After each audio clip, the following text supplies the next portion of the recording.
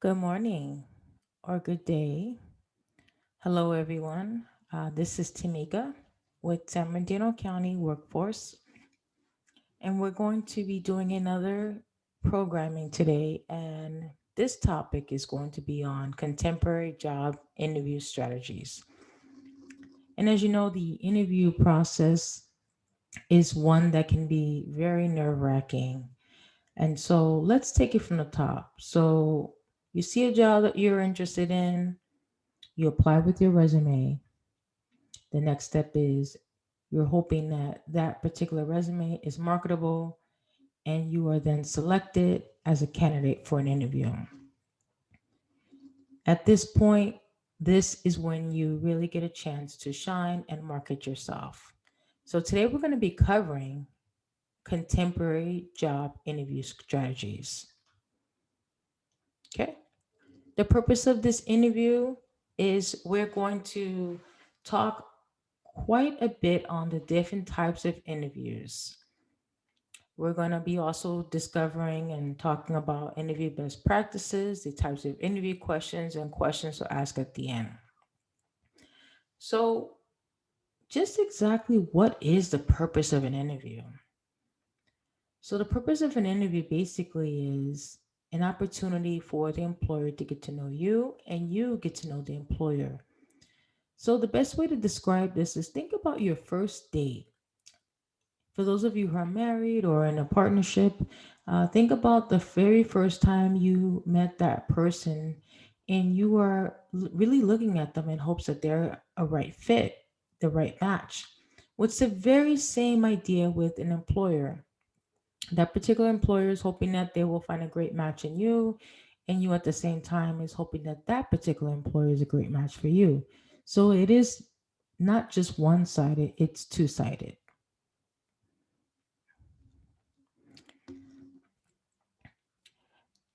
The main idea to understand is that the employer is looking for a good match. They want to make sure that you are an asset, not a liability. The employer wants to know that you are someone who can bring value to the company, that you are someone who's going to be striving for goals and not someone who's just going to be there for a paycheck. The purpose of a typical job interview is basically they are screening you in and they're screening you out. They're screening the applicant. So you have kind of two screenings. The first is the resume, and then the next is the interview process. And the best candidate wins. And typically with an interview, you are either face to face, or now what we're doing is more of the Zoom camera video interviewing, which we'll talk more later. And this is basically for the employer to see what kind of person you are. How do you carry yourself? Your demeanor. How do you respond to specific questions? Especially the most challenging ones are the behavioral ones. So, how do we prep for this interview? Well, the first thing is getting some rest. If you know you have an interview the next day, guess what? Get some rest. Research the company. That's a big one. Research the company, know where it's located. Now, mind you, this was prior to the pandemic. So, locating that particular company, driving prior to the date is very critical. Of course, you don't have to worry about driving if it's via video, but nevertheless, be prepared for all.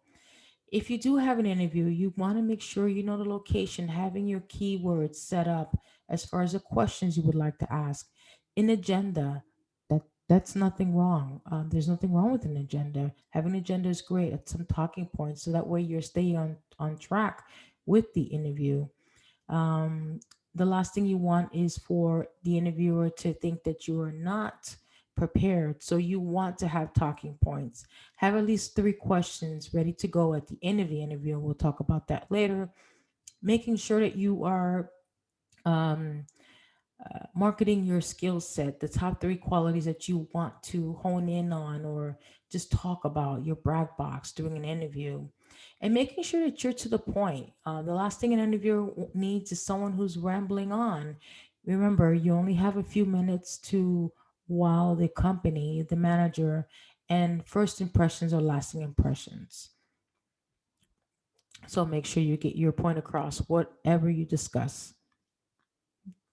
So the four P's. So the best thing is for an interview in preparation is practice, practice, practice. In doing so, you have to prepare.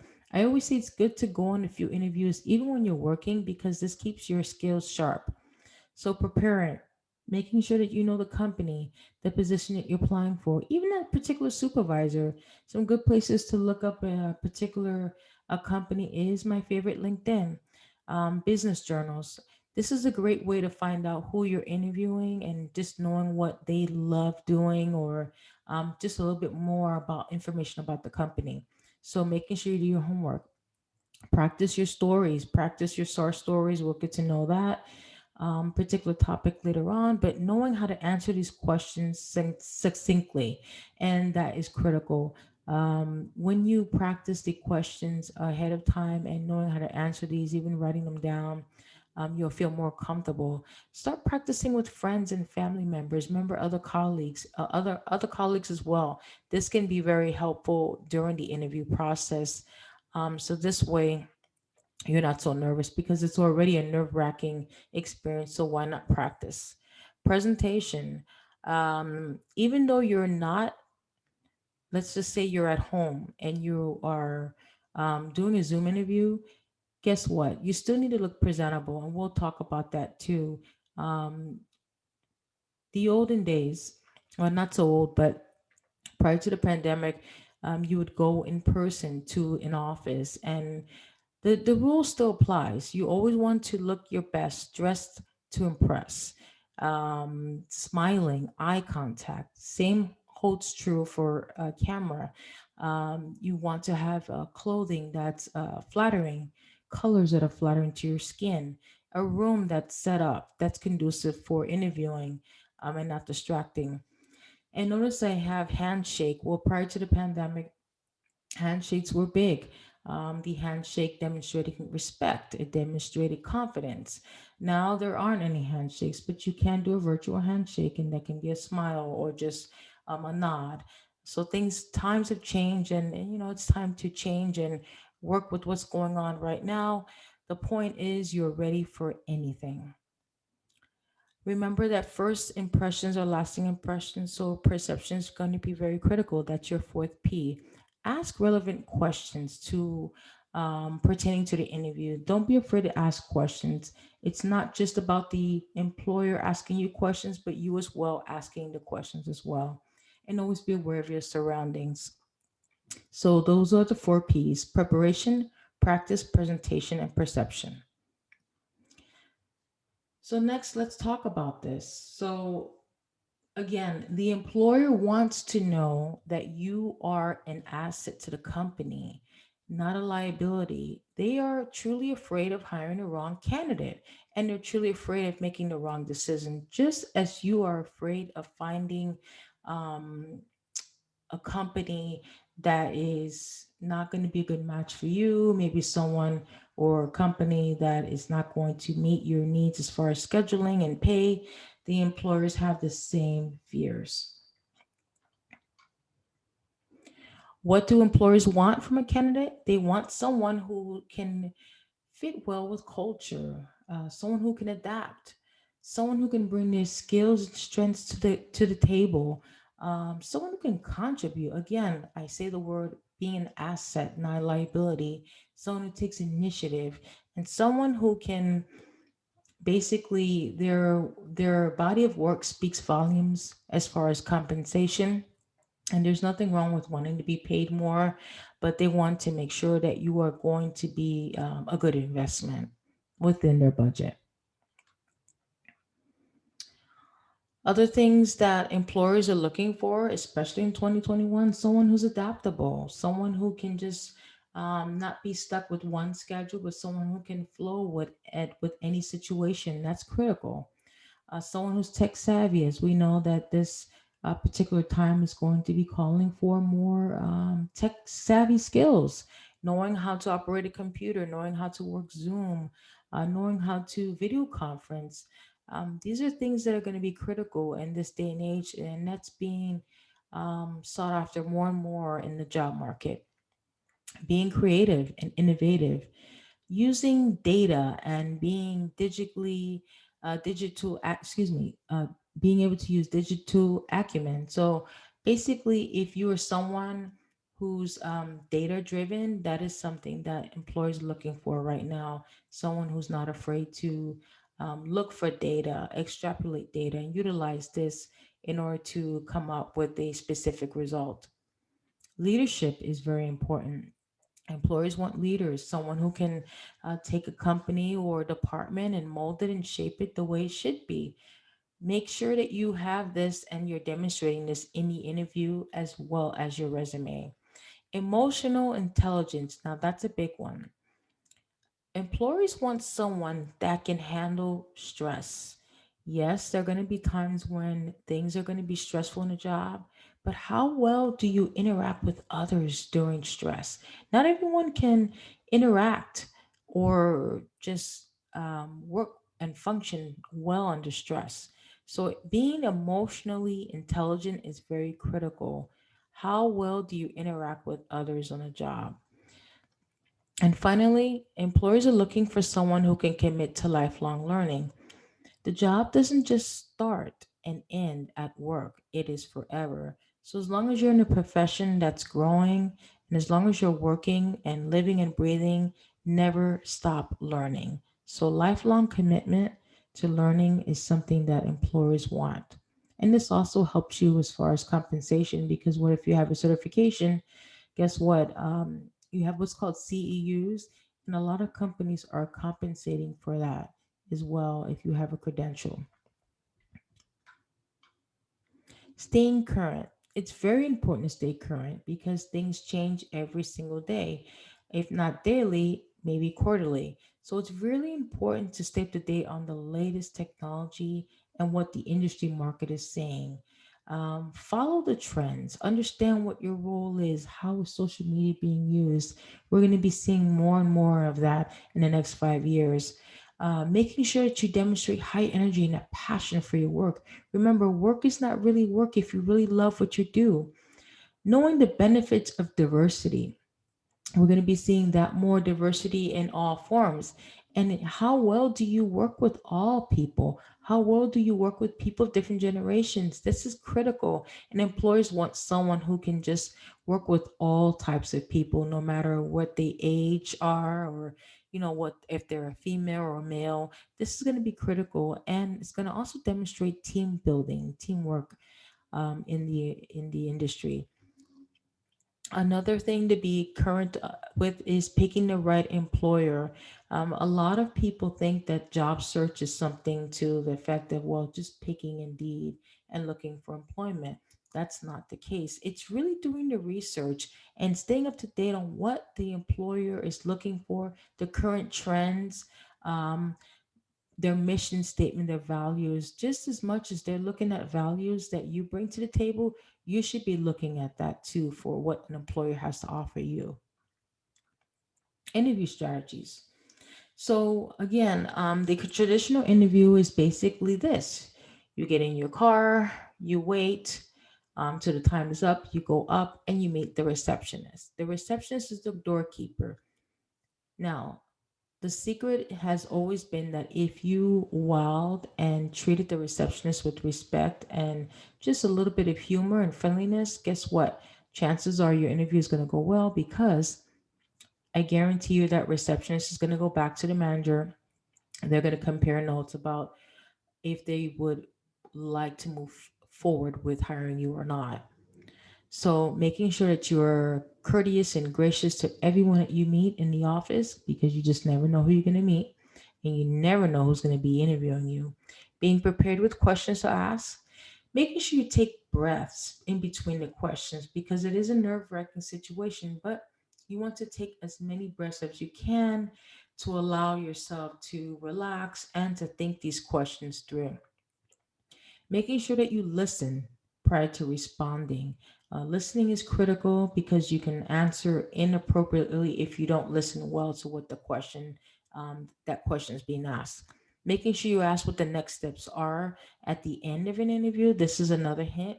So some questions you want to ask would be, what are the next steps after this interview? Also, making sure that at the end of your interview that you send thank you letters and also saying thank you. That's critical. Saying thank you to all of the panelists that are at your interview. So these are some strategies you do definitely want to consider. So now we're going to get into the types of interviewing. So the first one is called an informational interview.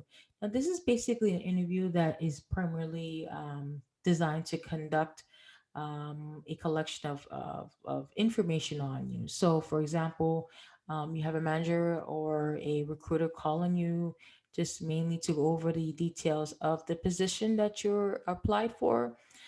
It's not a job interview, it's just simply collecting data. They want to talk about a little bit about your experience and the match of that particular position, the location, and maybe get some new information from you that wasn't covered at the application. It's also a good time for you to ask a few questions and maybe get some leads for networking. So that is one. It's the informational interview. And usually goes something like this. Hi, John. Or hi, Mary. My name is so and so from ABC Company. I understand you're looking to apply for the department manager position here in Arcadia. We just wanted to go over a few details about the position. It's going to be paying 50,000 a year.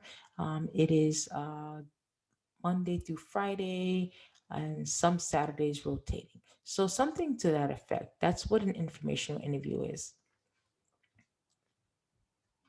The next type of interview are phone interviews.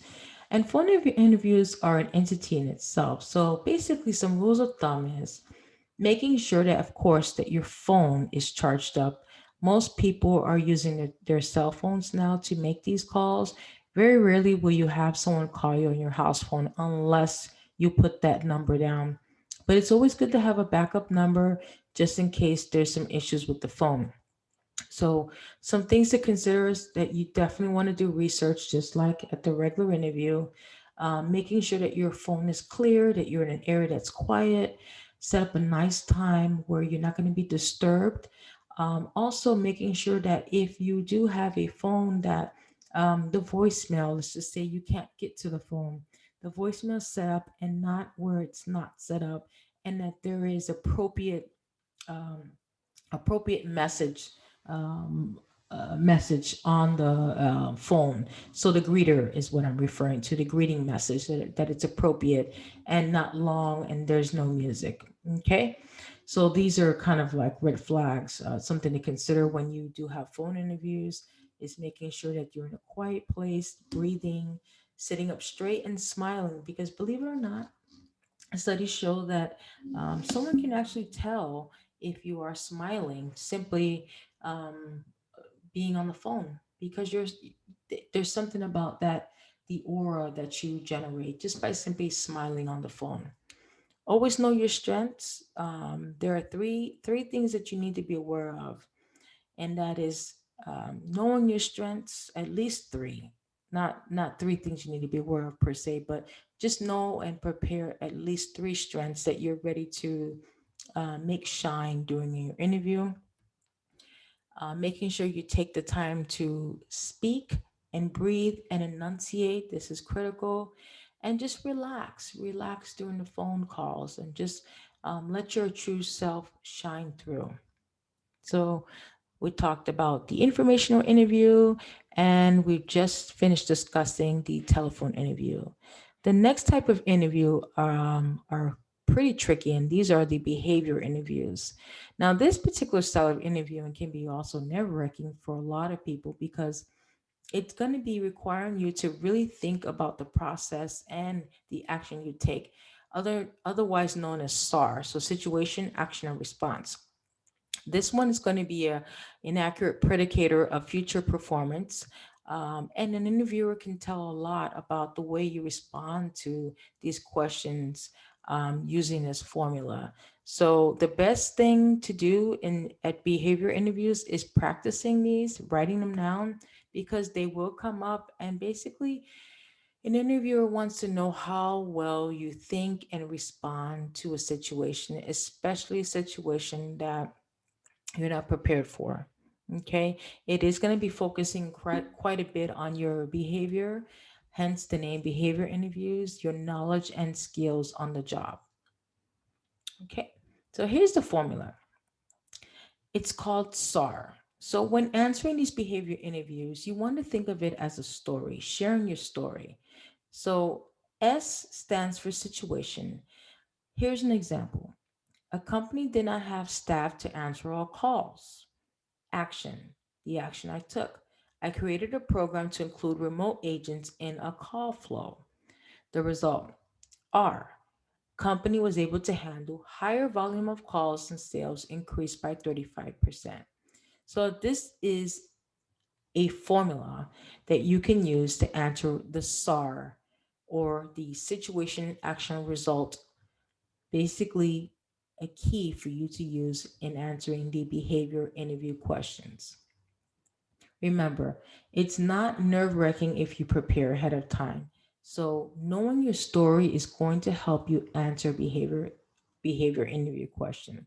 So if you use this example, this is going to help you formulate better your answer. So they want to basically know, the employer I'm referring to, they want to know how would you respond to a situation that did not have enough staff.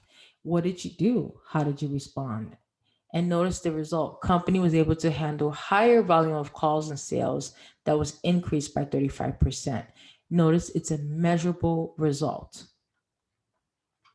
Here are some examples. Tell me about a major mistake you made and what did you do to correct it? Have you ever had a deadline you were not able to meet? What happened? What did you do? So if we go down the line, there are quite a bit of different questions that can be asked to you during a behavior interview question.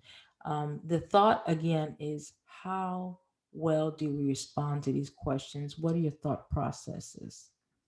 Remember, SAR, that will be your best friend. Interviews now in 2021, as we see, there are more leaning towards the video conferencing, the Zoom, the Skypes. These are what's taking place now. I would say 1 in 4 Americans now have attended at least some form of a virtual interview during the pandemic and since the pandemic. A lot of these interviews are being taken in place. So it's really important that we understand that um, this is not going to go away anytime soon. This is not going to go away. So be prepared to boost up those technical skills for video interviewing. And you never know, you may have to present a webinar for your superiors. So this is a really valuable skill to have. Some tips for success: making sure that you log in on time, making sure that your equipment is set up, your internet may be off. You may have some times where the connection fails. So, this is a good reason why you want to log in early, making sure that your room is quiet. You have colors that are flattering. You're wearing colors that are flattering. You're checking your hair. You're checking your makeup. If you do wear makeup, that the noise is conducive to the room. Believe it or not, the quietest room you could ever have is the quiet. It's not the quiet. Excuse me. It's the closet. The closet is great for recording and having video conferences because of the acoustics. It's something about the closet. It's enclosed and it tends to bounce off sound, where versus being out in the room. It's just insulated. Just something to think about. If your closet's big enough, um, try it. You just never know. Okay, so video interviews. Video interviews, another thing to think about is, if you do have a video interview or Skype, making sure that your walls are free from distracting pictures, making sure that if you do have pictures that they're appropriate. Testing out your equipment is critical. Making sure you position yourself correctly so that way the camera is looking directly at you and not away. Of course, remember not to sit too close and also not too far away. And there's quite a bit of tips out there now on YouTube on how to present yourself. for video interviews. So there is quite a bit of resources out there. The idea is that you want to prepare ahead of time, be prepared to dress from press, and just answering those questions and being you during the interview. Okay. Panel interviews. Now, panel interviews are another type of interview, whether they are via Zoom or they're in person, and they can also be nerve wracking because you're in the hot seat.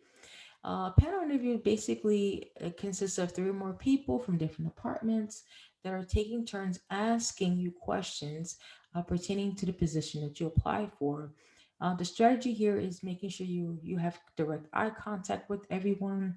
You're answering them in the appropriate manner and addressing everyone. So the fun here is three or more people. Okay, and they will be taking notes, and sometimes that can be a little bit intimidating. But again, if you practice ahead of time and making sure that you're prepared by carrying more than one resume, carry at least 10 resumes, you will do well during a panel interview. So, thus far, we've covered informational, behavior interview, phone interviews, video interviews, and now panel interviews. Remember that the audience will dictate your style. You may have an interviewer who is curt, to the point. Follow what they are doing. If they're curt, then you just stick to the facts. Don't overtalk the interviewer, making sure that you listen and aware of your surroundings.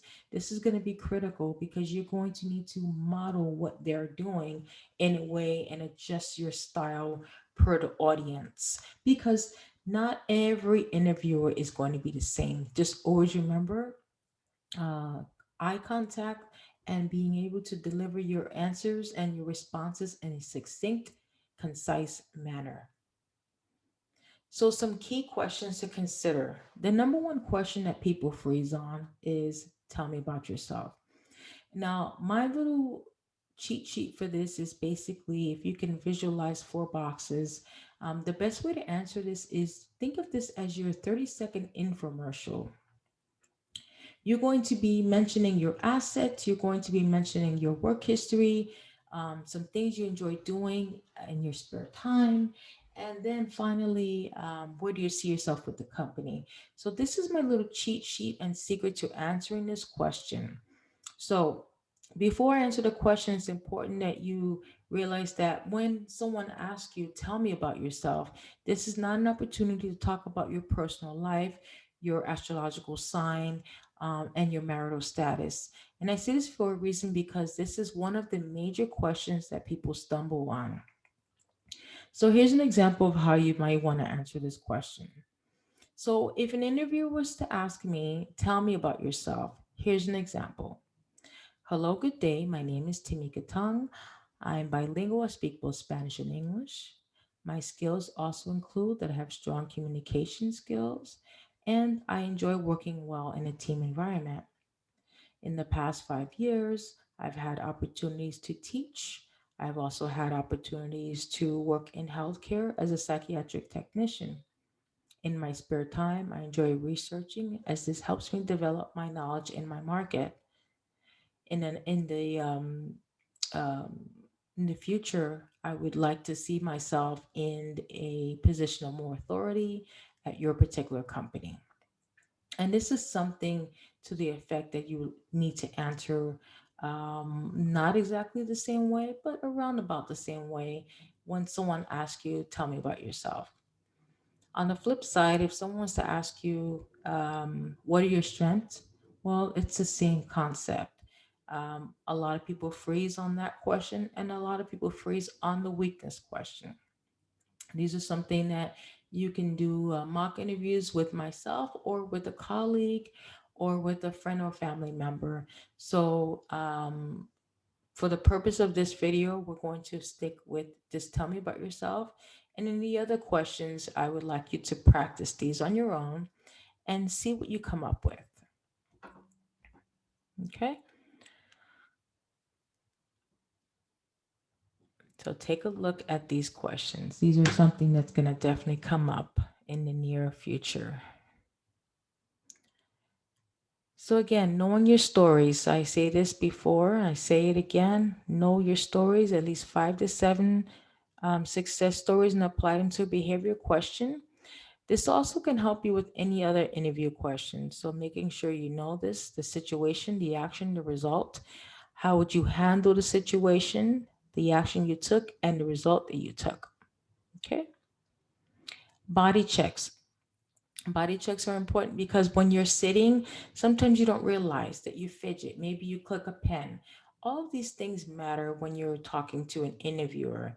They watch you. Your first impressions, remember, are lasting impressions. Always walk with confidence, posture, relax, and good eye contact. Hand gestures, you want to be careful with that because you don't want, again, to be distracting during an interview.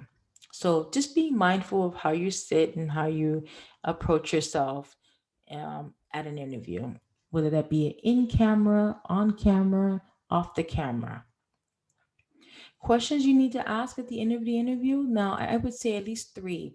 So, how soon will you be making a decision? That's a question you can ask. What do you love most about your job? What are some skills and experiences that would help someone be successful in this position? How long have you been with the company? That's another good question. Do you have any questions or concerns about my ability to do this job? And then what is your timeline and preferred way to follow up? I always say follow up. So as soon as you leave that particular interview, I always encourage others to follow up as soon as possible. So I would say within 10 days. So send that thank you letter within the first 24 hours. It's very, very important that you send a thank you letter after each interview because now this sets you up for a little professional edge ahead of anyone that has an interview. Not everyone's doing that. So I highly suggest that you send a thank you letter at the end of the interview. This really helps the employer think of you and leaves a lasting impression during the interview. Demonstrate your level of professionalism all the time and customer service. If not now, they may keep you in mind for future opportunities. There's an opportunity for everyone. So just always, always remember that, things happen for a reason and always keep those bridges open. Never burn any bridges because you just never know. It is a small world and opportunities may come from nowhere. And that particular person may know of an opportunity that may be even better than the first opportunity that may have been offered to you. Moving forward, always make sure that you bring value to an organization or company. Know what you're worth, know the market worth, know what's going on as far as trends, stay up to date on technology. Utilize the 4 P's that we talked about at the beginning in preparation for an interview. And know your strengths and your stories, which is situation, action, and response. I look forward to meeting with you in future conferences and webinars, and I highly suggest that you practice these interviews no matter where you go. You can only get better, and as the saying goes, practice makes perfect. Please feel free to contact me at any time at the Ovid Community Library in Ontario. I can be reached at 909-395-2487. It's been a pleasure, and I hope everything works out for all of you. Thank you so much.